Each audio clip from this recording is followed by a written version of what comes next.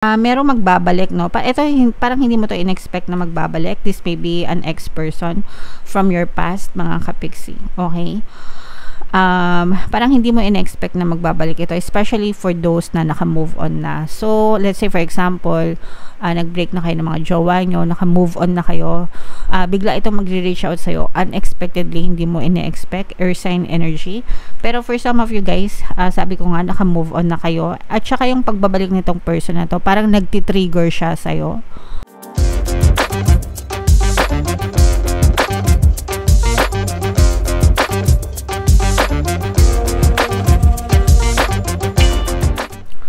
Hello guys, hello Aries, welcome back to Pinay Pixie Tarot. Ang pamagat ng episode natin for tonight is July 16 to 31 kapalaran para sa Aries, Sun, Moon, Rising, Sign, and Venus.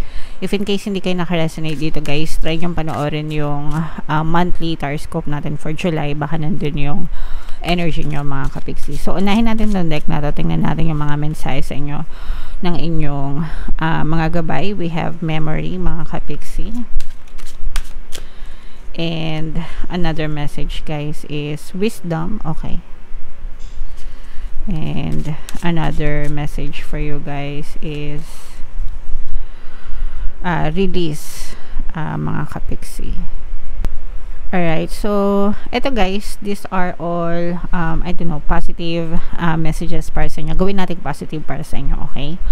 Memories mga kapisi, ibig sabihin ng memories, alaala, okay? Lahat ng past na nangyari sa atin, nagsisilbi na lang siyang alaala because they're not existing anymore. And alaala na lang siya, whether it's positive or negative na mga memories, wala na siyang impact sa buhay natin, kundi alaala. Pero if we always parang nire-relieve natin, ibig sabihin binubuhay natin yung mga alaala na yon, it can still be pushed out in your reality. So, pwede kayong masaktan or pwede kayong maging masaya. Depende dun sa memory na paulit-ulit nyong binubuhay sa isip nyo. So, advice natin is kapag ka mga negative yung mga memories guys, i-ano nyo na yun, ilibing nyo na. No, wag nyo nang ulit-ulitin, wag nyo nang ungkat-ungkatin kasi kapag inungkat-ungkat nyo pa yung mga negative na memories or negative na alaala, lalo lang kayo masasaktan. Parang ano yan parang pinaparusahan nyo yung sarili nyo, which is hindi nyo deserve, no? Hindi nyo deserve na masaktan, hindi nyo deserve na magdusa. So wag nyong i-relive yung mga negative na memories na yon. Instead, buhayin nyo yung mga positive na memories na meron kayo, yung mga magagandang alaala sa buhay natin mga kapiksi. Okay, yun yung pilit nating alalahanin, pilit nating buhayin, and it can still happen, it can be pushed out. And not only that guys, gagaan din yung pakiramdam nyo, diba? Pagka mga magagandang alaala din yung palagi nyong iniisip mga kapiksi. Okay, so don't relive yung mga bad memories, but instead buhayin natin yung mga magagandang alaala ng nakaraan. And then we have wisdom guys. Ito, this is true experience.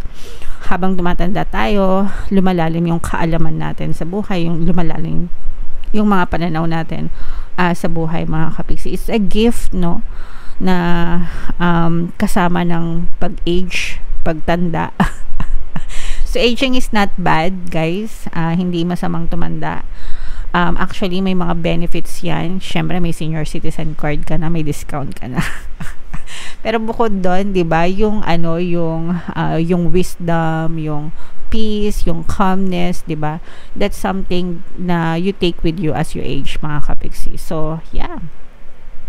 And then we have release again guys, no? Yung release, medyo related siya dito sa memories. I-release mo yung mga negative na memories sa buhay mo para hindi ka masaktan. Mga negative na, i-release mo yung mga negative na tao, negative na sitwasyon, yung mga toxic, yung mga nagpapastress sa'yo. In short, yung mga bagay na makakasira sa'yo, makakadamage sa'yo, walang benefit sa'yo kundi ang masaktan ka or magdusa ka. You have to release and let them go, and instead hold on to those mga bagong memories or mga bagong inspiration, di ba, mga bagong motivation na pwede mong i-embrace sa buhay mo mga kapiksi. So release the past, and kasi kung ano lang yung meron ngayon, yung present, yun lang yung dapat na pinanghahawakan natin, guys. Okay? Or make the most out of your present situation. Okay? Okay. Comment down below, guys, if feeling nyo naka-resonate kayo dyan. So, tingnan natin yung ganap sa inyo, Aries, ngayong July 16 to 31. Shuffle ko to, guys. Habang sinashuffle ko to, panoorin nyo muna yung video natin regarding sa ating paano mag-manifest ng abundance video course.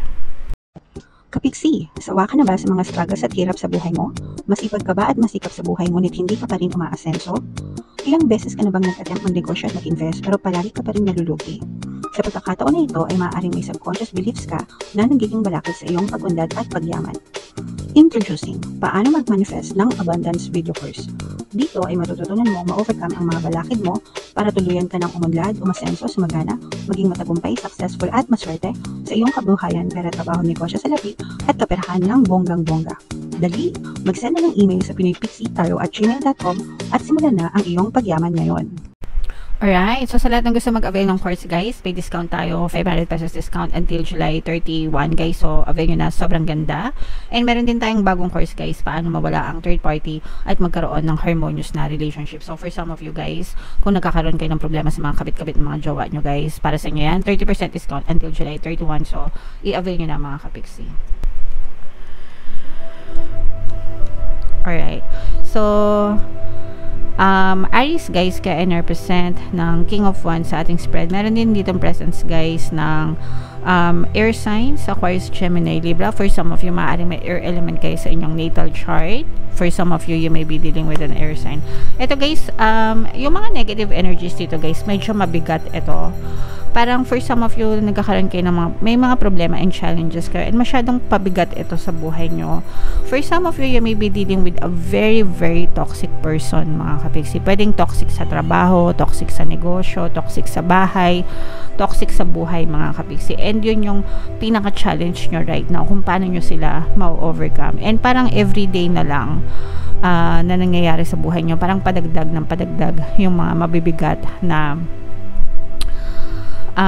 mga pabigat sa puso mo dahil dun sa kinasasangkutan mong toxic na sitwasyon or toxic na tao. So, kung wala naman kayong choice, guys, let's say for example, trabaho yan, wala naman kayong choice kasi pwedeng may kontrata kayo or pwedeng wala kayong malipatan, ganyan. So, tiis-tiis, diba? Wala tayong magagawa kundi tiisin. Huwag na lang natin masyadong tingnan or titigan. Pwede kayong makinig, guys, ng ating subliminal pampabait ng boss and mga pampabait ng boss o amo at ng mga katrabaho if yung na-experience mo toxicity is sa workplace. Kasi super effective nun, guys. Talaga magiging harmonious yung relationship nyo with them. Pero kung may choice kayo, let's say for example, may choice ka na lumipat ng trabaho, may choice ka na mag-iba ng negosyo, may choice ka na lumipat ng lugar, kung ano man yung nagpapatoxic sa'yo, do so, no? Gawin mo para magkaroon ka rin ng peace of mind and makahinga-hinga ka.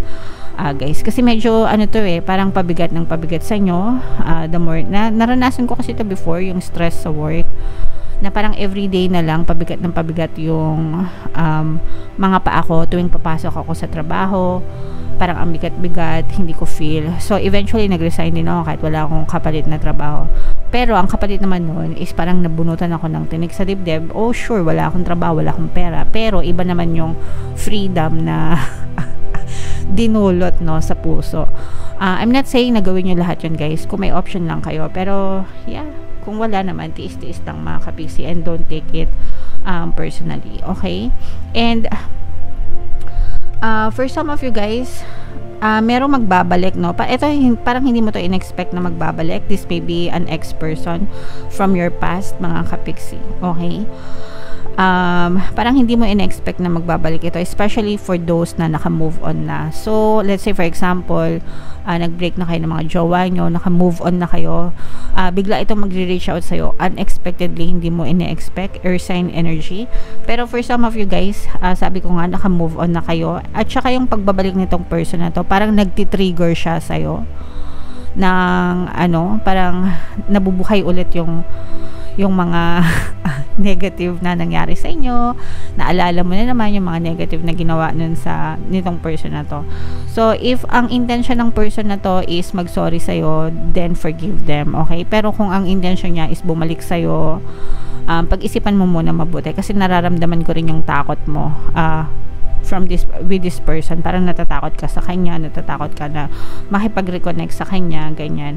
So, syempre, kung ano yung nararamdaman mo, yun yung mas importante, kapiksi. Kasi yung iba sa inyo guys, parang feeling ko, natatakot kayo sa kung ano man yung pwede ulit gawin nitong person na to sa'yo. Okay? What else guys, tingnan pa natin. Wow, so dito nakikita natin na maraming opportunities na pwede kayong subukan or maaaring dumating sa inyo, mga kapiksi. May mga parang may mga pinaplano kayo, may mga ideas na pumapasok sa isip nyo, tapos yung mga ideas na yon para magsasanga-sanga siya ng mga opportunities para sa inyo, mga kapiksi. At saka parang for some of you, parang medyo namomotivate kayo, highly motivated, gusto nyong itry, lahat, especially pagdating sa kabuhayan. So nandiyan yung nag-iisip kayo na let's say for example may trabaho kayo, parang bukod sa trabaho parang nag-iisip kayo ng online shop or mga side racket, gusto nyo magtinda or gusto nyo itry to, or yung iba pwedeng baka inisip nyo maging influencer, tapos nag-iisip kayo ng iba-ibang klaseng idea, ganyan, kung ano yung pwede nyong dalhin sa market na parang hindi pa nagagawa ng iba, o kaya naman parang nakita nyo na ginagawa ng iba pero parang mag-i-innovate kayo, ibig sabihin parang mag-i-invento kayo, dadagdagan nyo ng timpla, ng luto, ng mas, alam mo yun, dagdag sangkap para mas masarap yung luto, parang ganun mga kapiksi. So nagets nyo ba?